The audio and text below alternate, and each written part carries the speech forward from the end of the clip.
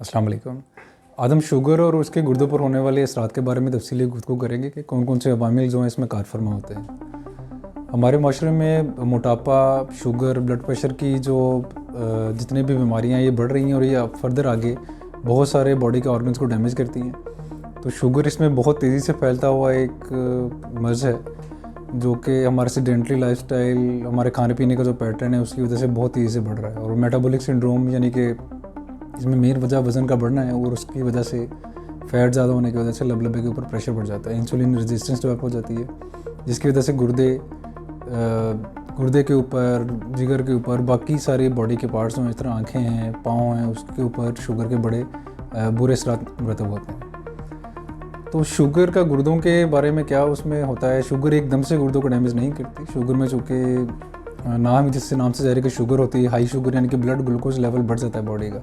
Blood glucose level जब बढ़ा रहेगा तो गुर्दों ने जो फिल्ट्रेशन करनी है उसको ऊपर ये कैसे से असरअंदाज होती है।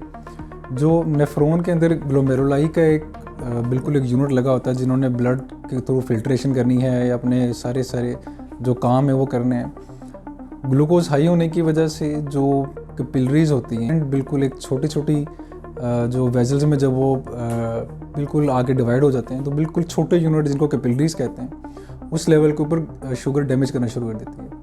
शुगर जो है वो ब्लड खून की नालियों की जो बिल्कुल एक लाइनिंग होती है उसको डैमेज करती है। उसकी वजह से फिल्ट्रेशन का प्रोसेस, वो नालियाँ डैमेज होने की वजह से, कैपिलरीज का नेटवर्क डैमेज होने की वजह से वो नालियाँ डैमेज हो जाती हैं, तो फिल्ट्रेशन का अमल मुतासर होना शुरू हो जाता है। ये कहीं एक दिन, एक महीने या एक साल का अमल नहीं है, इसमें 2 से 3 साल लग जाते हैं। अगर शुगर बिल्कुल कंट्रोल में ना रहे, लगातार ब्लड के अंदर जो शुगर का लेवल है वो अगर हाई रहे, उसमें ये होता है कि कंटिन्यूसली ग्लूकोज राइज रहने की वजह से, हाई रहने की वजह से फिल्ट्रेशन का अमल बुरी तरह मुतासर हो जाता है और गुर्दे दायमी बीमारी की तरफ चल पड़ते हैं, यानी कि जिसको क्रोनिक किडनी डिजीज़ यानी कि CKD कहते हैं। तो उसमें सबसे बेहतरीन इसका हल ये है कि रेगुलर बेसिस के ऊपर शुगर को चेक किया जाए, दवाई जो है वो स्टार्ट की जाए, वॉक का एहतमाम किया जाए, वज़न को कम किया जाए, क्योंकि वज़न को कम करना शुगर के कंट्रोल में नहायत मुफीद साबित होता है। और इसमें कई बार इस अमल में दवाइयों को इस्तेमाल कम कर दिया जाता है।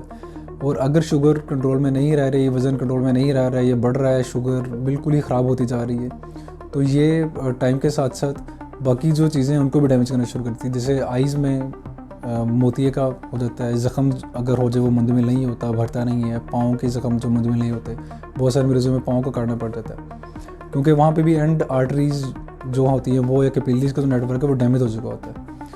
तो प्रॉपर ब्लड सप्लाई के लिए, एक रिच ब्लड सप्लाई के लिए, ऑक्सीजन वाली ब्लड सप्लाई के लिए ये प्रॉब्लम होता है कि शुगर उसको सही तरीके से ऑक्सीजनेटेड ब्लड को सही तरीके से अपने अमल नहीं करने देती। इस वजह से सारे का सारा अमल एक सीक्वेंस चल पड़ती है, जिसका सारे का सारा अमल ख़राब हो जाता है।